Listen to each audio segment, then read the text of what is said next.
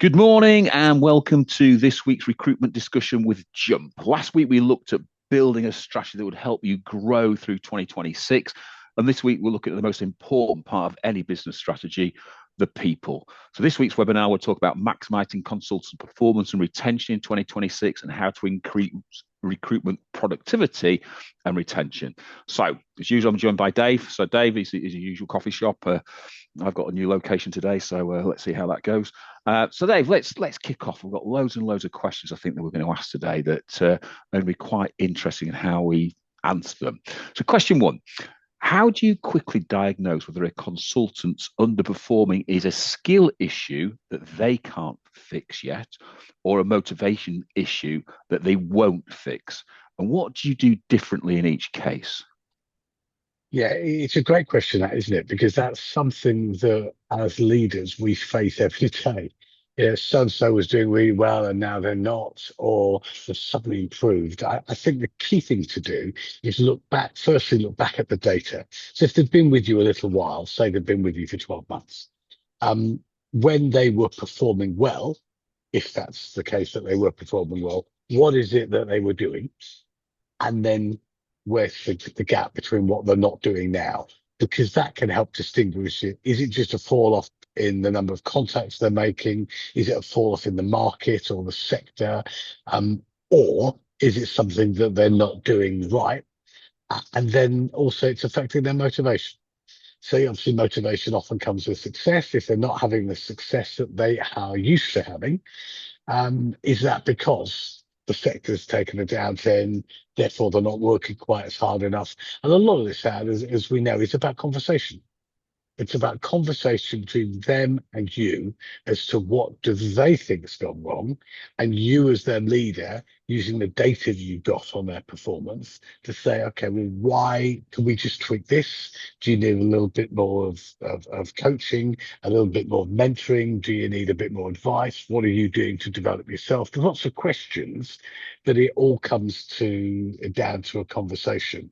Because if you get that motivation bit right, which is what we're talking about today, you can see accelerated performance even in a market that may be more challenging or with clients that are proving more challenging. One of the ones I remember was actually the consultant didn't like the client on site, not the big client, but the name of the client. They didn't like the people they were selling to. They weren't doing a bad job, but they were quite fearful of them. And it took a while to get underneath the surface. Lots of questions, lots of coaching, but to get under the surface, actually the issue was they didn't get on with the person they were selling to. They were doing okay, but not as well. So they're the sort of questions that you need to have, one-to-one type questions in a coaching way to help. I think it's interesting that sort of, we keep pushing back into data and trying to drive data. I think the question is, how close are you to your consultants? Do you Yeah. know what makes them tick? Do you know what their strengths are? Do you know what their weaknesses are? And how are you addressing them? Because that could be whether that's a skill or motivation. And those two things are very intrinsically linked. Motivation and the skills are very interesting. So, you know, it could be that, is it a lack of experience? You're talking about there, it could be that your consultant is scared of either your client, your candidate, you as a manager and things like that. So there's many reasons, but in the main, I think recruitment leaders look at curing the surface issues and don't dig deep enough to get to the root cause of the issue. And I think that's what we tend to do. We tend to think that one size training fits all and we can cure it with just doing this or just changing that, etc. When actually we never actually dig below the surface and actually find out what's truly manifesting there and what's causing that issue. And then once we start to understand what causes the issues, then we can start to address them. And I think what we tend to see is, again, with consultants, is that they'll throw out an issue that disguises the main Yeah. issue that they've got. And if Yeah. we just only ever address those surface issues, then we're never going to get below the surface to really understand how we develop it and how we change that and how we drive that. And I think that's a weakness in management, not just a weakness in the consultants, is that we're probably not close enough to our consultants, or we think we're close enough to them when actually we're probably miles away, because there's always a lot of sort of, I suppose, smoke and mirrors going on with consultants and how they're working, what they're doing. and trying to disguise poor performance or disguise that they're not happy about something until it becomes to a point where they can't disguise it any further. So I think the question to me lies in, do you actually truly understand your consultant? And therefore, do you truly understand the root cause of the issue, not the surface cause of the issue? And that could be motivation, or it could be skills. It could be both. And generally, what we find is that they link together anyway. Yeah, yeah, definitely. So, if you look at that, then what are the specific cultural elements that make top performers choose to stay when competitors come calling with bigger offers? Yeah, I mean, one of the biggest ones that I found over my career is office atmosphere. And I think today you can add to that how you manage and what your culture is like if you have a hybrid working. Because obviously some of your consultants, maybe I say obviously this isn't the case for everybody, but many organizations still operate a hybrid model, 2 or 3 days in the office, 2 or 3 days at home. A lot of the successful ones are trying to get everybody back into the office and get that atmosphere back again. But some are equally successful with the hybrid model. But the culture and the atmosphere around them is one of the key reasons I think, and what makes good people stay. I know that my son has recently changed jobs, and he's in recruitment, and he changed because the atmosphere in the place he was working wasn't that great. He didn't like the way he was being managed. He didn't like the way he saw other people being managed. And he's gone to somewhere new that not only is the newness refreshing, but also the way he's treated and the way he sees other people being treated. And that's the culture bit, Howard, for me, when I talk about atmosphere. It's not only how you as an individual are treated, but it's how do they treat the team. What's the culture like? Is there rewards that come that you're not expecting? Lots of things like that. Your culture, the way you do things around here, it is often a good way of stopping a consultant or anybody else. It's not just consultants. It could be your finance team. It could be your marketing team, your HR team, anybody who's working in support services for your organization. How are they viewed by you? And what is their contribution like? And how do they feel about working in your organization?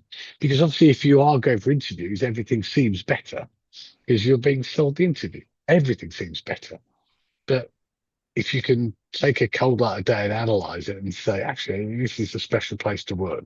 If you provide a special atmosphere with a special culture, you're more likely that people will stay. I think it's interesting when you sort of look at it in that area, because I looked at this question, I thought, I'm going to put culture into 4 elements. And I need to make sure that each consultant in their own way fits into those 4 elements. And if they lack in one area, then there's potential that they might be in the exit lounge and looking to leave. And those 2 elements to me are, do they feel part of a team? Do they feel part of something bigger? Do they feel that they're adding something to that team? And what you're talking about there is how, if you look at your son, how he was made to feel, but also how the management made other people feel. Yeah. So obviously he didn't feel part of a team. They didn't feel part of the team. They didn't feel part of something bigger. And I think that it's very easy. I remember being a small recruitment agency and people coming to talk to me about coming to join us. And I'd lay out a business plan. I'd lay out what their plan was, how they fitted into that business plan, what went on with that business plan. So they knew straight away what was in it for them, and they could see that the growth of the business it was going for. So if they don't feel part of something bigger or part of the team, then there's a bit of an issue there, I think, that you've got. I also think, that we've talked about this so much. They need to know what they need to achieve and how they're going to achieve it and how that fits in the overall picture. So do they have a route map and a training map and a career ladder, etc.? So they know how success looks like, what success looks like, and how that's going to feel. And I think if you don't have that again, then that's a real demotivator. If people don't know how they fit into the process and what's in it for them and what they're expected to achieve, then it doesn't motivate. Your comment there about your son is a telling comment that I see all the time. How does the management make people feel? Yeah. And if it makes people feel really poor, then people generally tend to leave. And people become a bit blasé to money, don't they? You start to earn a certain level, you start to earn a certain level, and at first it's like really exciting, and then it just becomes the standard and the norm. So now it's all about that human element and that human feeling. So if another company is offering them the same type of cash or a little bit more of an incentive, etc., but make them feel more important, then there's an opportunity that they're going to leave.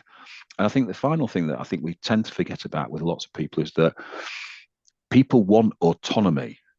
They want autonomy to grow. They want autonomy to succeed. They want the autonomy to be able to challenge, to push.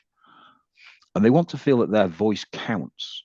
And so I think if you start to put all of those elements together, and if one of your consultants is missing one of those elements, then there's a high chance that they're already in the exit lounge and they're already looking to move. Or if someone came and offered something, that then they potentially would leave. And I think that is nothing to do with money. It's nothing to do with the size of the package or whatever the take home. It's all about the culture and how you make people feel. And I think we've got to get beyond money to look at what really makes people stay at a business for long term. And sometimes you've got to address that as a management style is your management style the wrong style? Or are you recruiting the wrong people for your management style? And that's a different question to ask as Yeah, well from there. yeah, Okay. definitely. So let's push that then. So beyond pay rise and job title, what does a high performing culture that actually retains its A players look like in practice? Well, I think firstly, you've got to determine who are your A players. I guarantee you, your A players know who they are. And if they're proper A players, they're probably quite dismissive of those they consider to be B, C, and D players. You know, we've all managed superstar recruiters who are quite dismissive of everybody else. They may not be quite as good as they think they are, but the point is they think they are. And managing them and their culture around that is really important because I read a good article over the holidays about spending more time with your A players is better for business than spending lots and lots of time with your C and D players. Of course, they need encouragement, they need motivation, but culturally, and the question towards culture, Howard, is let's get those A players performing. It's easier to get 10% more out of them than it is to get 10% more out of some of the other players. So recognize what is the DNA in your company of an A player.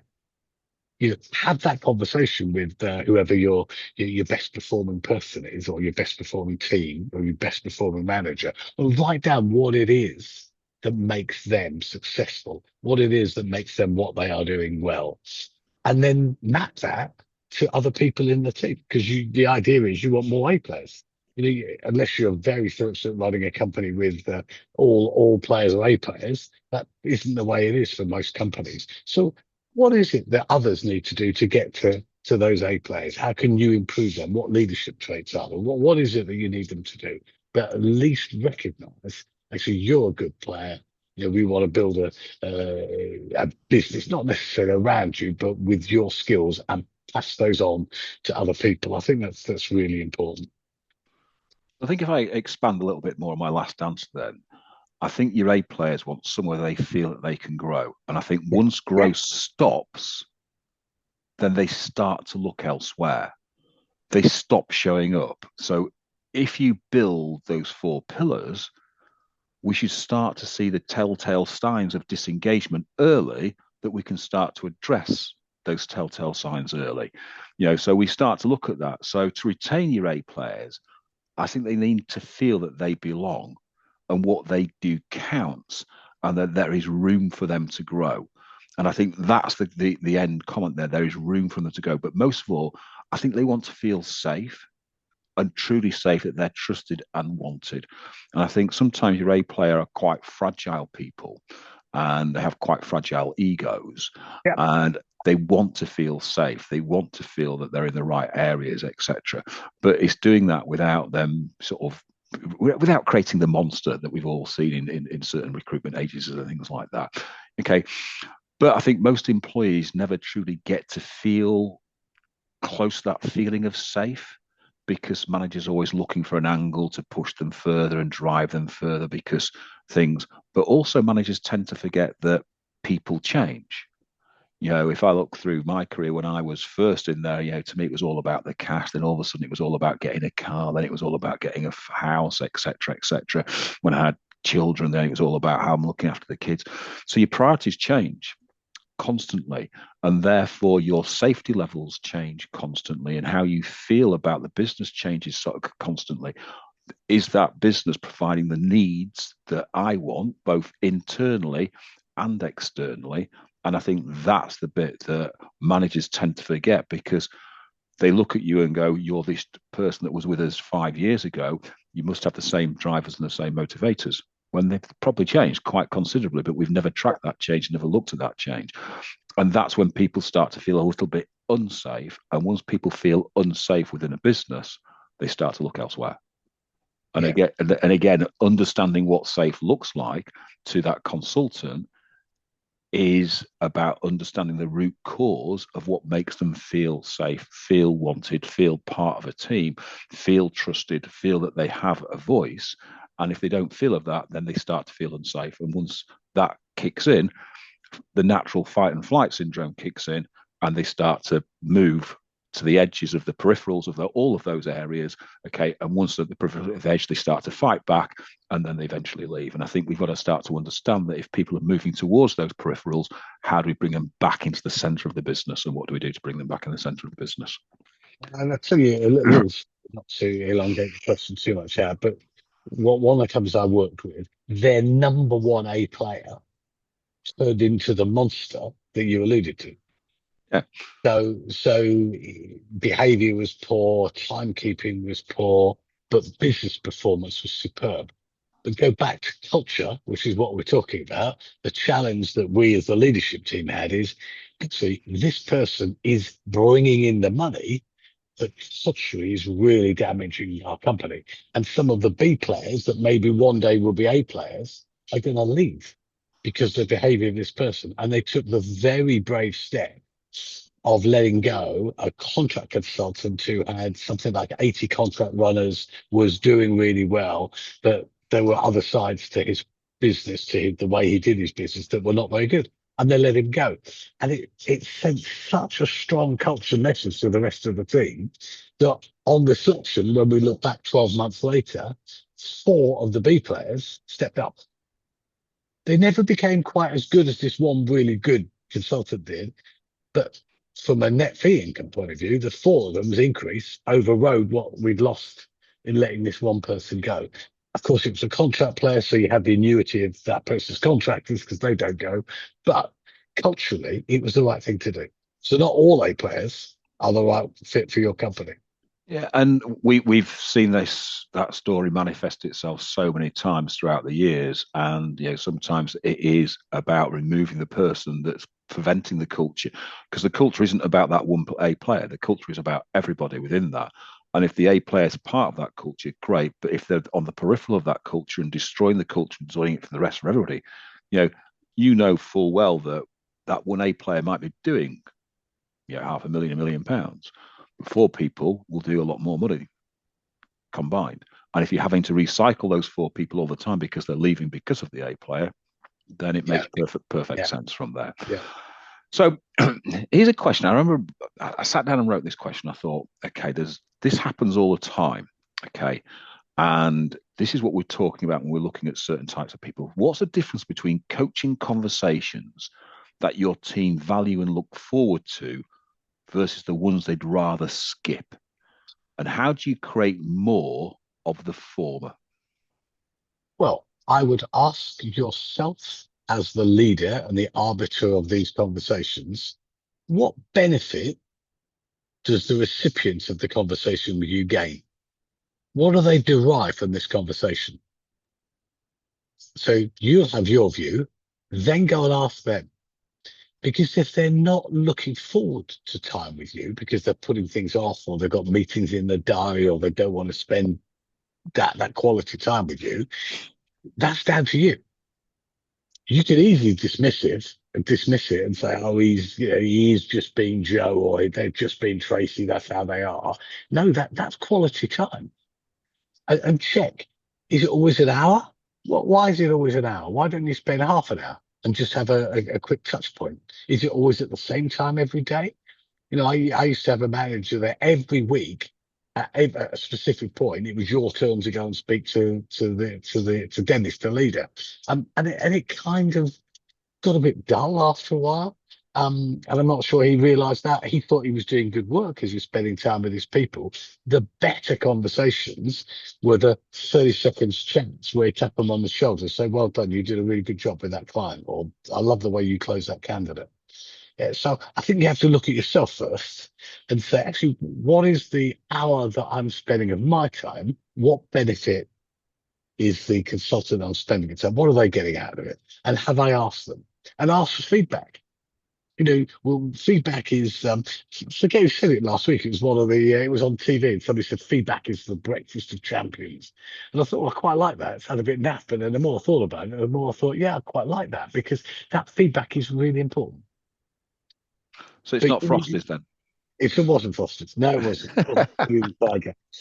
So yeah, but I think they need you need to have enough emotional intelligence about yourself to know that actually I may think I'm doing a great job, but perhaps I aren't.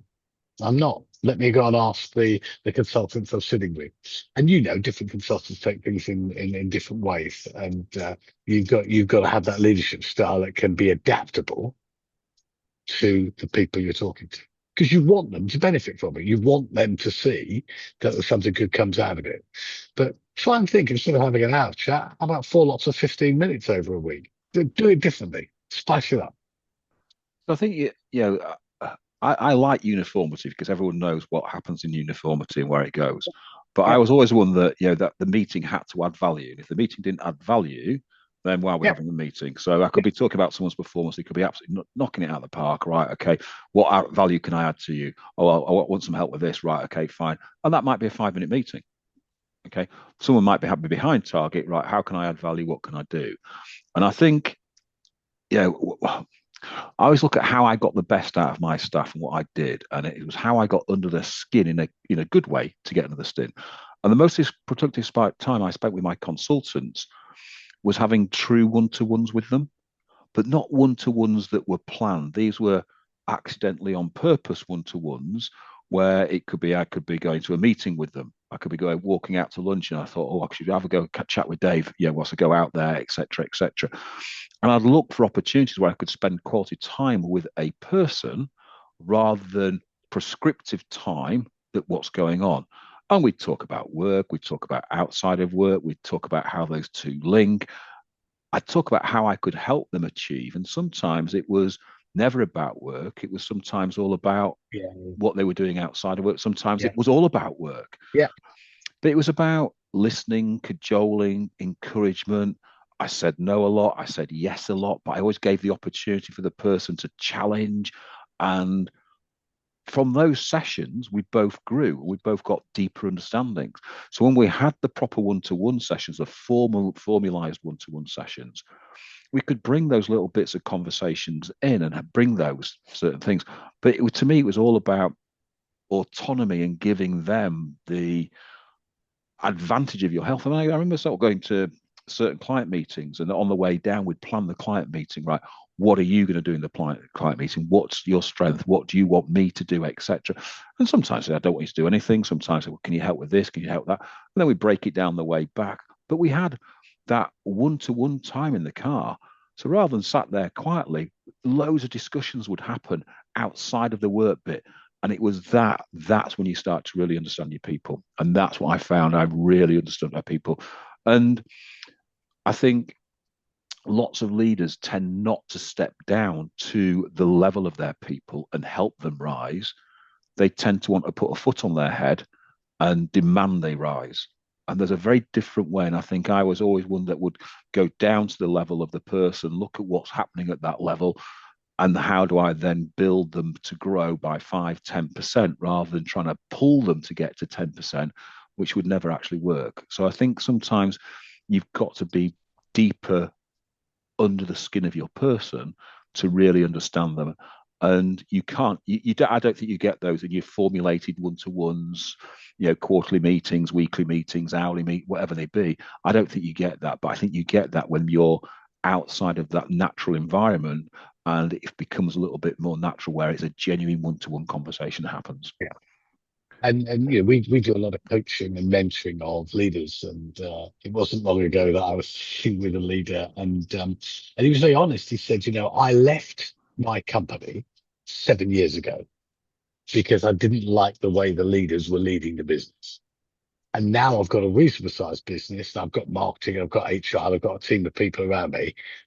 And I'm now realizing I'm becoming like the guy that I left the business from because I didn't like the way he ran the business, and I'm becoming that person. Help me, and it was a really good bit of emotional intelligence on his part, big EQ on his part, to go. I'm realizing running a business is not quite as easy as I thought it was going to be, and now there are more challenges because I've got more than 10 people, and I'm becoming the person I didn't want to be. But in knowing made our conversation really valuable because we were able to unpick it and see where we can go and stop him going off and being the person he didn't want to become. And I think it's using that type of information and using your own self knowledge to grow and build. And Yeah, if you're never close enough to your staff, then they're never close to you. And if they're never close to you, it's very easy to leave. Very, very easy to leave. And you've got to start to look at how you look after your people and how you coach and mentor and look after them, not just from a work point of view, but from a personal point of view, and do the right things. And it's those little things that people, what's that comment, isn't it? People often forget what you've said, but they never forget how you make them feel. yeah, And yeah, yeah. that's the key, isn't it? I think that we're getting to. So let's look at it slightly different then. How do you build a training plan for each consultant that directly addresses their specific gaps and translates the measurable billings results within a 90 days?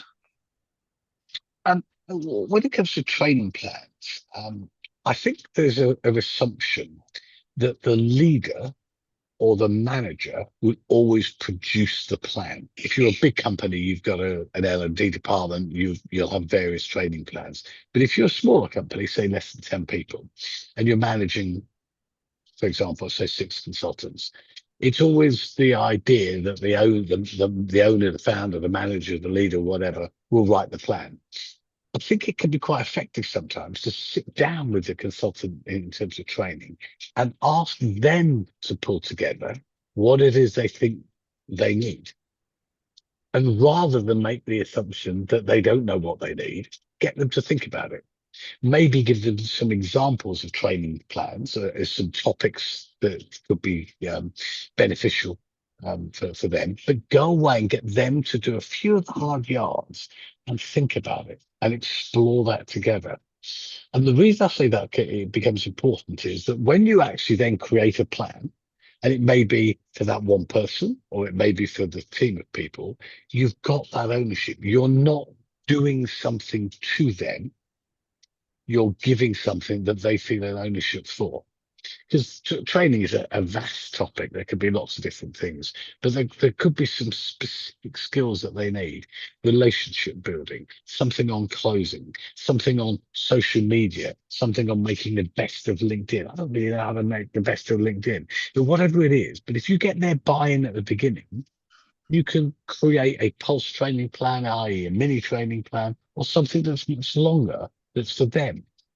And there are so many places you can go for advice and guidance. It's your job would then be to pull that together into a plan that they understand and accept and look forward to receiving. Again, I'll go back to that uniformity. I like the uniformity of a weekly meeting, a monthly meeting, a quarterly meeting with my staff and having various different things. And sometimes it was about asking the same question consistently and ensure that you're acting on the results of those questions. One of the questions I asked constantly was, what will stop you achieving your goal today? And what are the Yeah. biggest things you're going to achieve today? And you get lots of different answers. But what I found was where I found common ground, I might have asked 10 or 15 consultants that question. I've got common ground. Then I could create a training plan that would actually hit those people. Okay. Where I found individuals' issues, then I'd look at what those individual issues were and what could I do? Could I get someone else to help develop that person? Could I get someone else to do something with that person? Could I look at my A players and say, look, can you help this B player to do this, to do that? I might look at my A players and say, look, this B player is brilliant at that. Why don't you help this? And all of a sudden, I'd start to mix people across the teams and start to create sort of the flow of information coming backwards and forwards, all based on the basic knowledge of the questions that you ask. Now, the things that happen when lots of managers have these type of meetings is that they never react to the information. They just store the information and try to do something on it, and then throw in a generic training session that really isn't fit for purpose. And so I think it's about finding that. So if you can find an expert or you can delegate it out, or if it's down to you, then do so. But it's about listening to what your people have to say and then actually reacting. I see this quite a lot at the moment, that lots of people have bought new CRMs, implementing new CRMs, and everyone's still hankering back to the old habit. Rather than saying, right, why don't we put a training session in every week?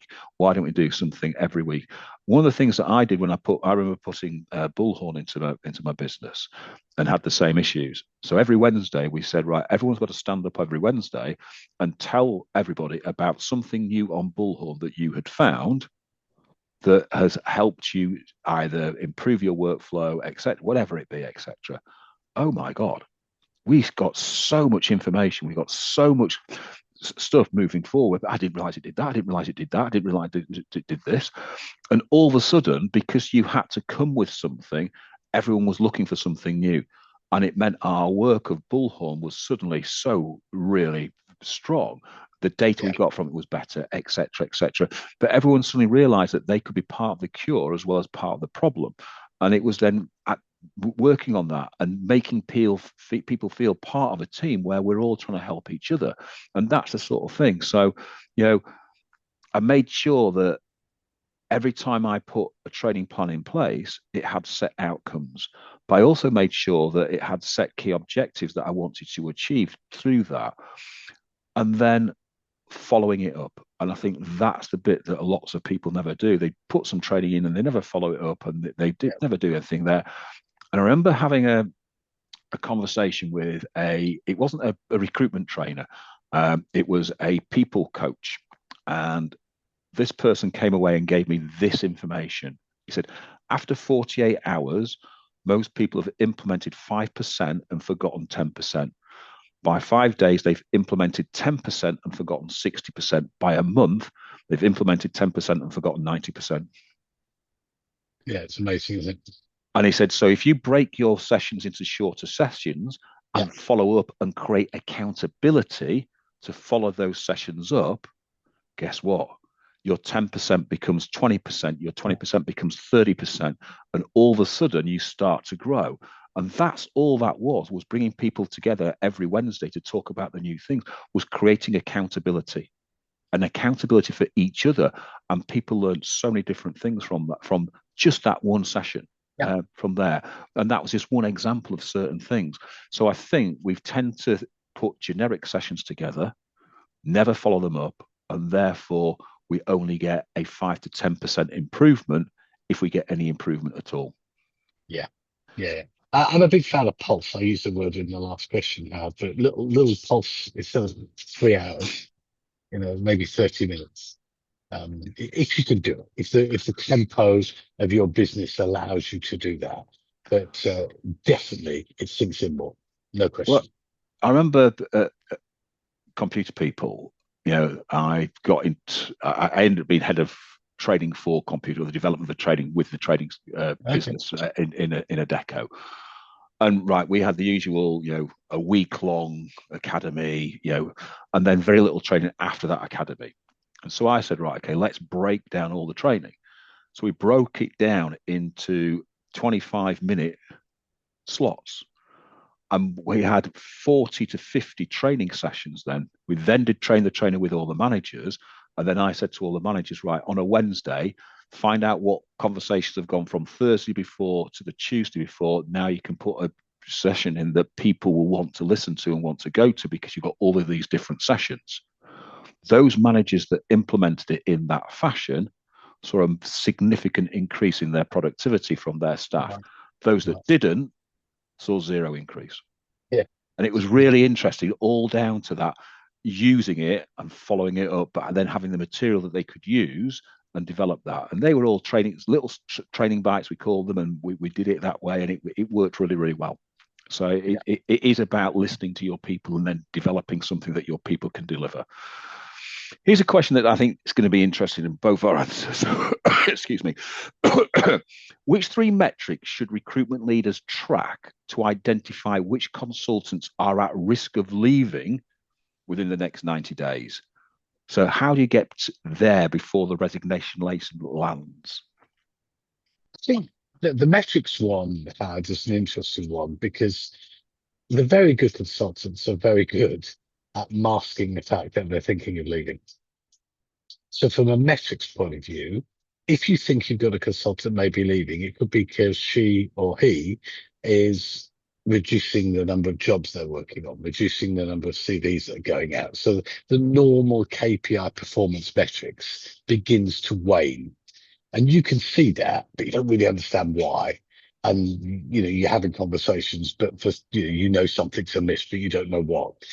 For me, the most important thing is attitude and engagement, because it does happen, but it's much more difficult to mask engagement. If you're genuinely thinking of leaving, you don't become more engaged, you become less engaged. And that's a big statement, but probably for 90% of those that are leaving, it becomes a little bit more obvious. And if you are close to your consultants in the way that you spoke before, Howard, I think you can see an attitude shift, maybe in the way that they behave on the floor and the way they behave with their colleagues. You can see there's an engagement issue. And they're the things you need to nip in the bud, because the performance may have dipped or may be exactly the same, but something is there to as a giveaway. Slightly longer out of the office, not getting in as early as they did. If you know your consultant well, you know what makes them tick, what makes them behave in a positive, culturally advantage way. So if you know that and you see little bits of slippage in there, they're the times to have that conversation. And I think that's important. Obviously, you need to keep track of the metrics, of course you do, but sometimes it's attitude and engagement as well as the performance that you need to pick up on. So it's interesting. We measure people by their performance. We never measure people by their changing their habits, they're changing their attitude, Yeah, they're changing things, and that's what you're talking about.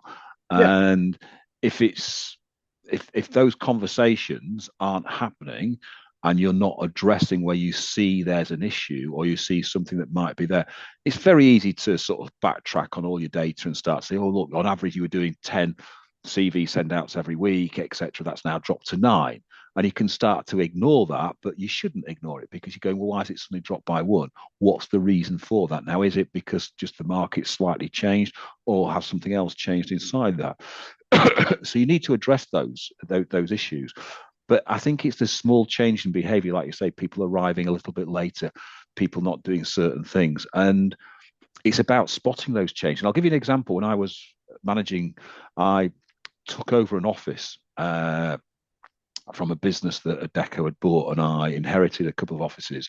And I'd done a sit down with the manager and had a long conversation with the manager.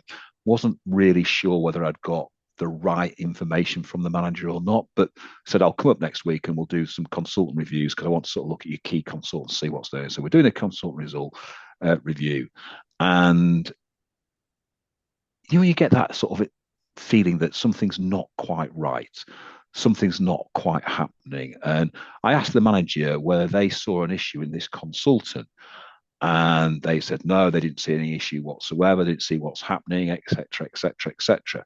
So that lunchtime, I went, as I walked out, followed the consultant out and had a conversation with the consultant, walking to a sandwich shop. And they told me that the manager, since the change, since we bought them, started belittling the staff, started having a go at the staff, and started to work out. So I suddenly realized it wasn't the consultant that was looking to leave. They felt that they should leave. It was the manager that was looking to leave.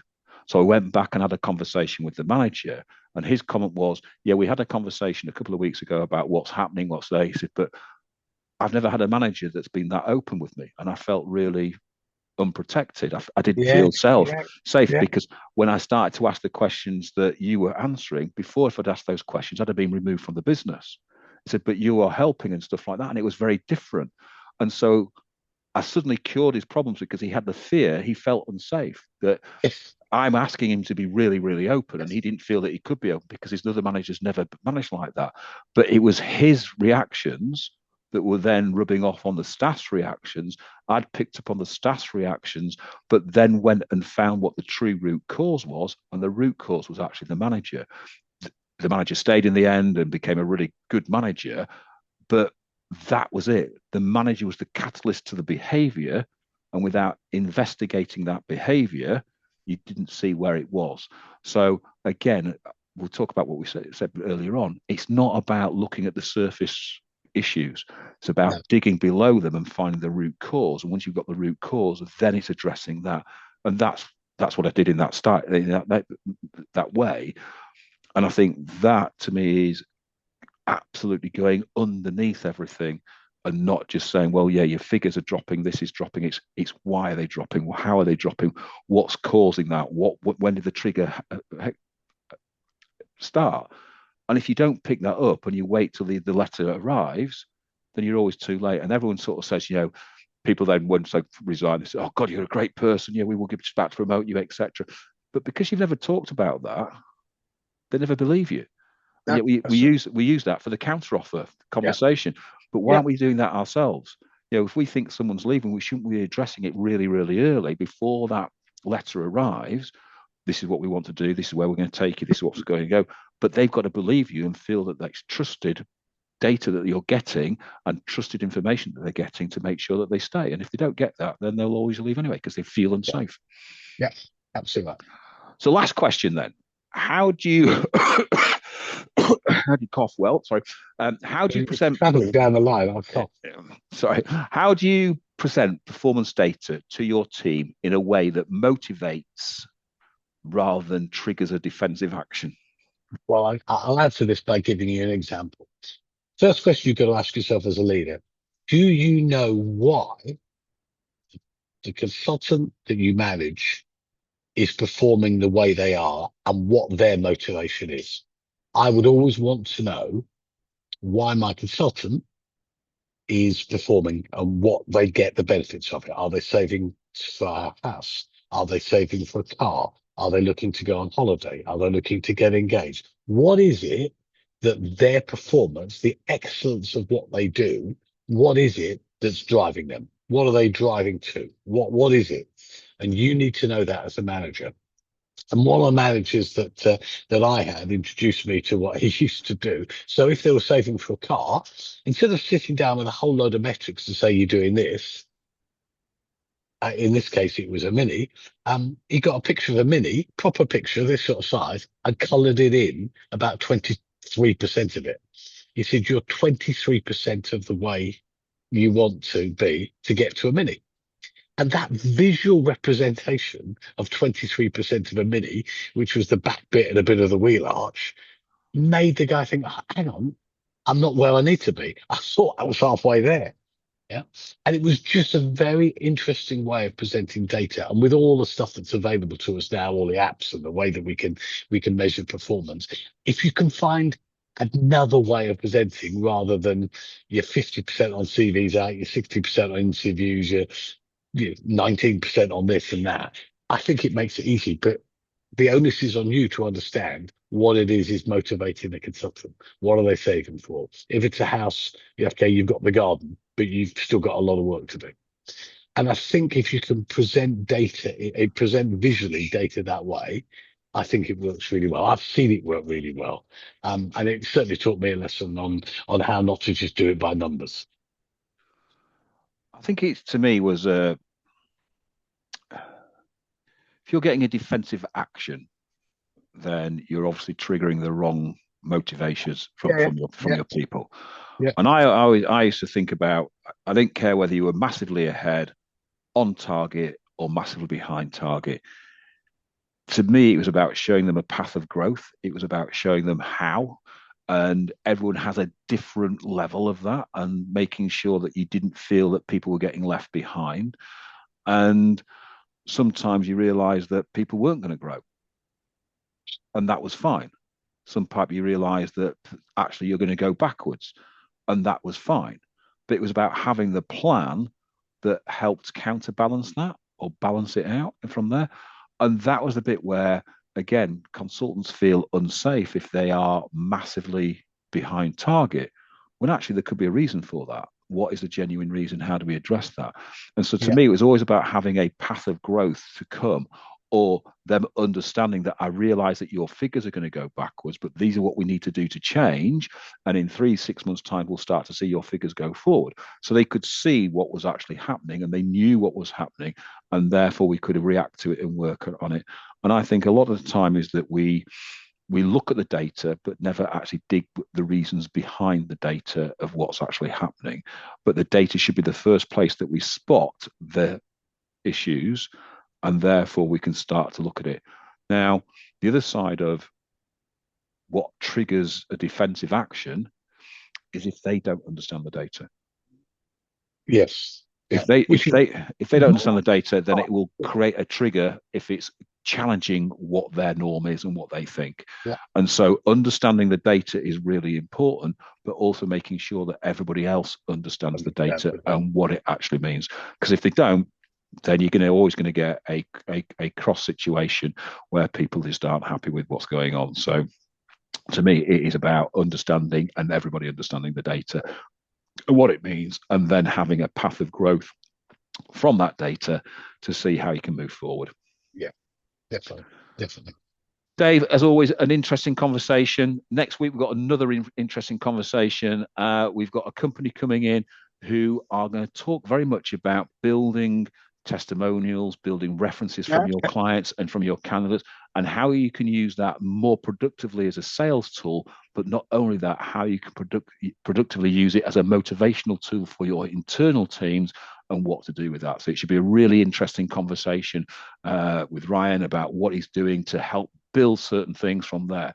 So, ladies and gentlemen, thanks for your time this week. Dave, thanks for your time. And I look forward to seeing you all next week. Have a good week, everybody. Thanks, Sam. See you soon. Cheers. Bye.